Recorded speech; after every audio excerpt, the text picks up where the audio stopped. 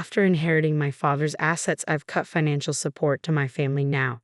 They're suing me. I, 23 meters, have recently inherited all my father's assets, property, and money, as I was the only one mentioned in his will. I am an only child, and my mother passed away in a biking accident when I was young, around the age of 4. For most of my life, I have been raised by my father alone with no one to help him. He was honestly the best father a man could ask for. He would work day and night to provide for me, but would never show his struggles in front of my eyes. He would manage to make time for my enjoyment as well, taking me places, buying me toys, and just being what you want a father to be. Although my parental family was limited to only me and my dad, we had quite a vast extended family. On my mom's side of the family, I had both my grandparents alive, 2 aunts, and 1 uncle. On my dad's side of the family, both my grandparents had passed, but I had 1 uncle and 1 aunt, as well as 2 cousins. My relatives used to constantly barrage my dad, asking for money, to the point where once, when I was 12, he had to get a 3rd job, which was night shift, to meet their demands and mine. This always made me feel bad for my dad, as he was working so hard to make meat for just me and him. On top of that, my relatives asking him for money was like another weight thrown on him. I never asked him why he didn't just decline their requests and tell them that he couldn't pay them their monthly allowance,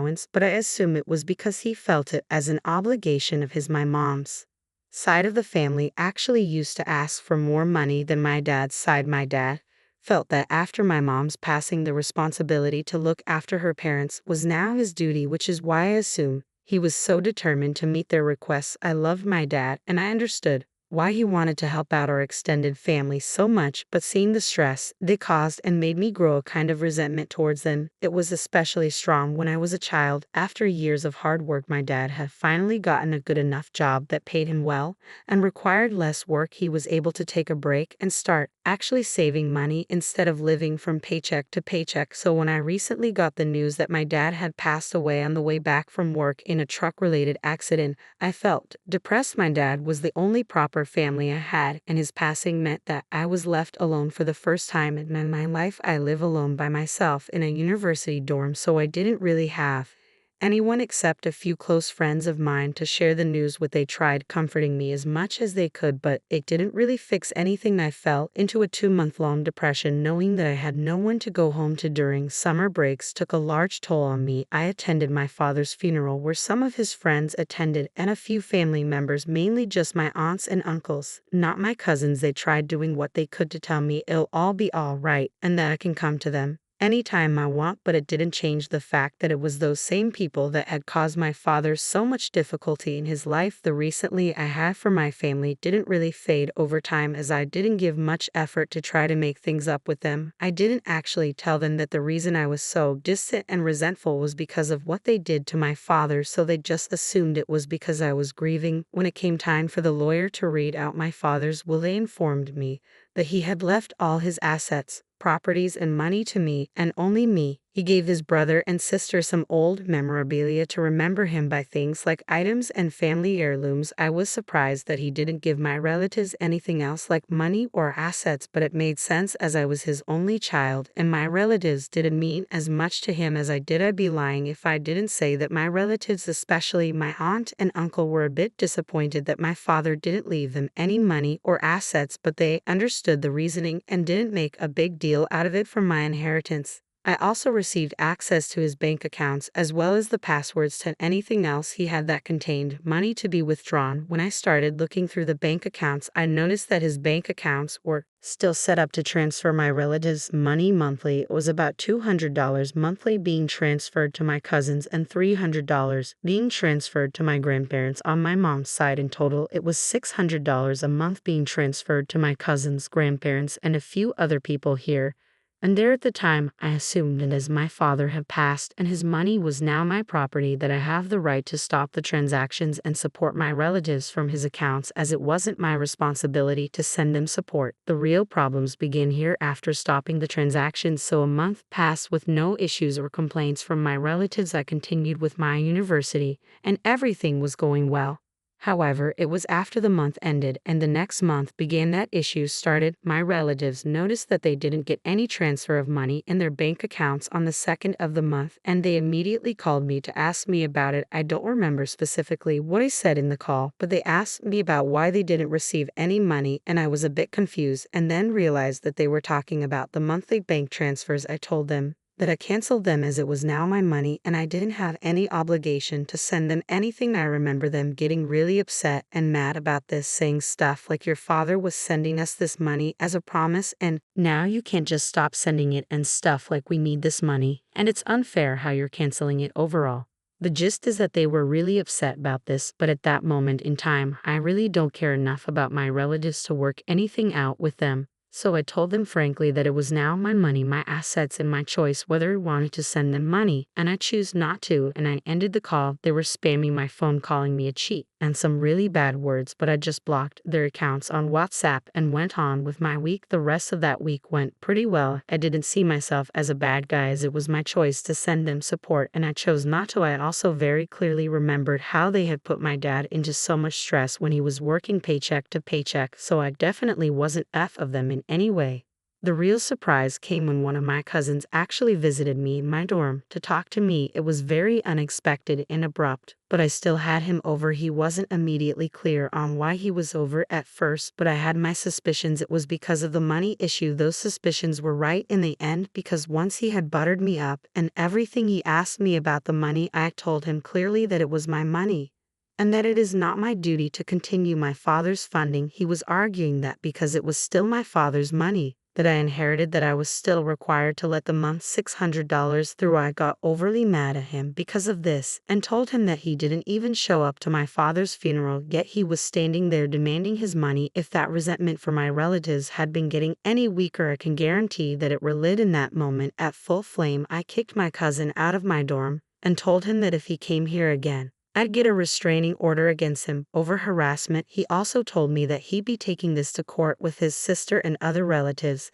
and I shrugged it off. I just assumed then that any logical, sensible court in this country would obviously take my side in this type of dispute, as I clearly had the better argument. But I guess I underestimated how messed up our judicial system is. As after a week or two passed, I got a letter in my mail, and it read that I was being sued by my cousin and that I had to show up to court on the 16th of March, on which the jury will listen to the arguments from both sides. On top of that, I was thrown the hurdle of having to get a lawyer out of my own pocket, which costs a lot of money, especially for a college student. The audacity that my relatives had to take me to court over denying them something that was completely my right was absurd. There were 15 days till the court date, and I had to find a lawyer that would fit into my budget and defend my case. While I tried getting in contact with my cousin, as I was infuriated, but I was blocked, and when I went to their house in person, they wouldn't open the door and only talked to me through their camera, or they just told me to wait until the court date. I cannot explain how stressed out this whole situation made me, and they were just doing to me what they had been doing to my dad my whole life. Regardless, I went to a law firm and got a lawyer that fit within my budget. I told her about the situation and presented all my arguments that I had. She told me not to worry, as I was a clear winner in this dispute, and I could in fact sue my cousins back for harassment and stress, and would easily win the case. So that cooled me down a bit. In the meantime, while I was waiting for the court date, I decided to go through my dad's personal financial records to see if I could find anything that could help me in this case, to prove that not only had my relatives caused me stress, but it kept my dad stressed his whole life. When the 16th came, I made my way to court with my lawyer and entered the courtroom. We were being judged by a jury and not a judge, which did make me a bit more worried, as I know how the jury system can sometimes not work and really depends more on who has the better argument than real evidence. Regardless, we sat down and the trial started. I saw that my grandparents from my mom's side were also on my cousin's side, which is something that I wouldn't say I didn't expect, but still a bit of surprise. The trials actually lasted much more than one day, as the jury couldn't come to a final decision, so it extended out a span of a few weeks, and there were 3 trials. In the first trial, my cousin put forward his argument that the support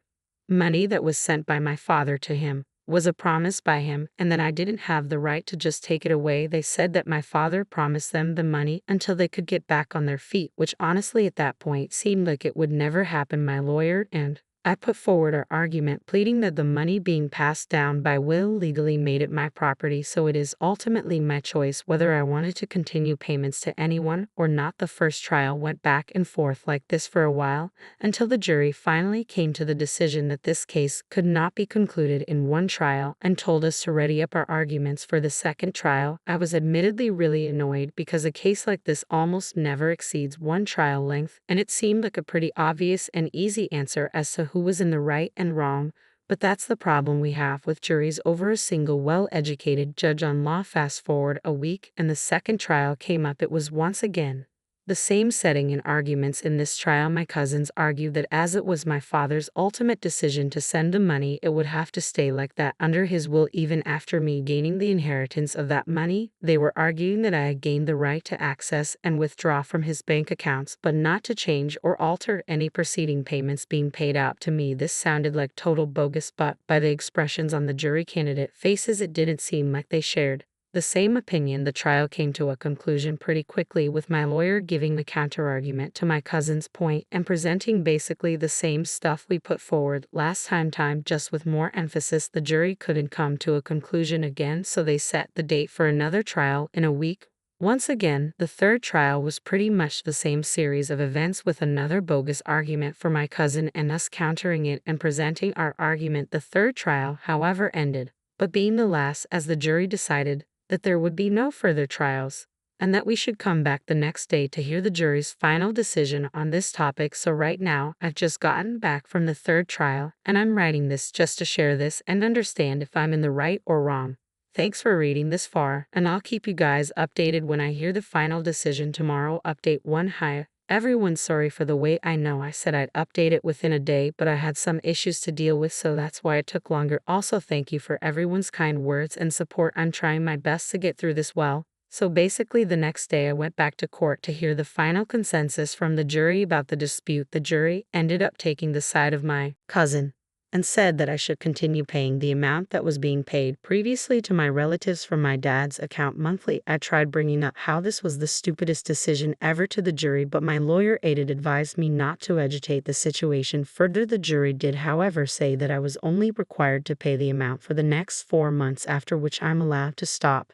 I still think that this decision is absolutely absurd and stupid, and that the jury should reconsider this, but my lawyer is advising me not to agitate it further. I discussed with her about the possibility of countersuing my cousins for stress and harassment claims, but she told me that it might not hold up in court as my cousins won the case, so it technically wouldn't be seen as the way we would need it to be seen. To when I went home that day, and for the first time since my father's death, cried myself to sleep. The money that was left over from him to me was meant to be mine, and now I'm here being forced to pay it out to a bunch of ungrateful people who couldn't care less about my dad. On the bright side of the situation, I still have the properties and some money from his bank accounts. My dad, like I said previously, wasn't rich, of course, and most of his life he lived paycheck to paycheck, so he doesn't actually have that many savings in his account. So after the deduction of $2,400, which is what the total payout to my relatives would be after the 4 months, I'll be left with around $440,000 to inherit from that account. I'm going to be honest and say that all that trouble I went through for $2,400 wasn't worth it to me. It wasn't about the money as much as it was about the sentiment. I resented these people since childhood, so to have them forcing me to send them money after my father's death really pulled a trigger in me. Update 2. Hi, everyone. I just thought of leaving one final update on this whole situation so that everyone here that's been asking for an update can rest easy. It's been 5 months since my last update, so quite a lot has happened. Firstly, I continued the payments out to my relatives like I was told to by the court, and last month was actually the final payment month, so I'm officially free from any $600 outward payments. After the payments ended, my cousin emailed me about possibly continuing the payments despite not having to do so anymore. I replied to him no, especially after how he treated me with the whole suing situation, and I also tore into him a bit about how me and him are just a year apart in age, yet He is here begging me for more money and that he should be ashamed of himself. I also let him know that the time to get back on his feet is well up and that any adult with a fully developed mind should have the ability to be independent and not rely on monthly funds from dead people. I also realize that now these few relatives I have are all the family I have left, even though I have moved on from my dad's death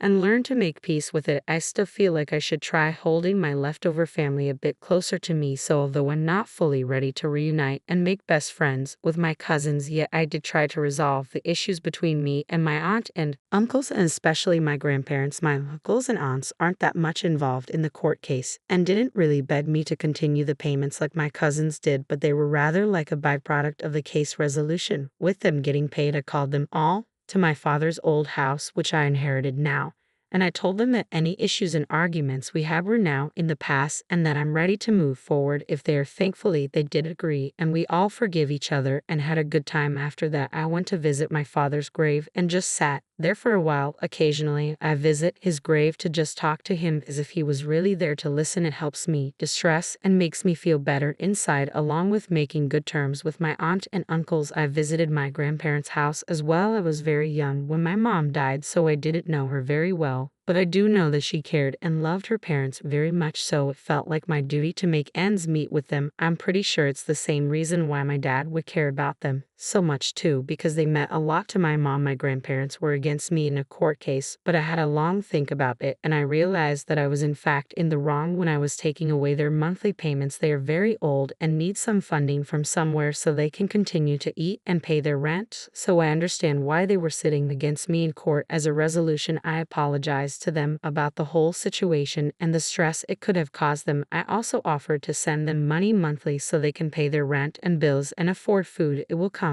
out of my pocket, but it was the right thing to do. I also hope one day to get things right with my cousins, but that's probably for a future day.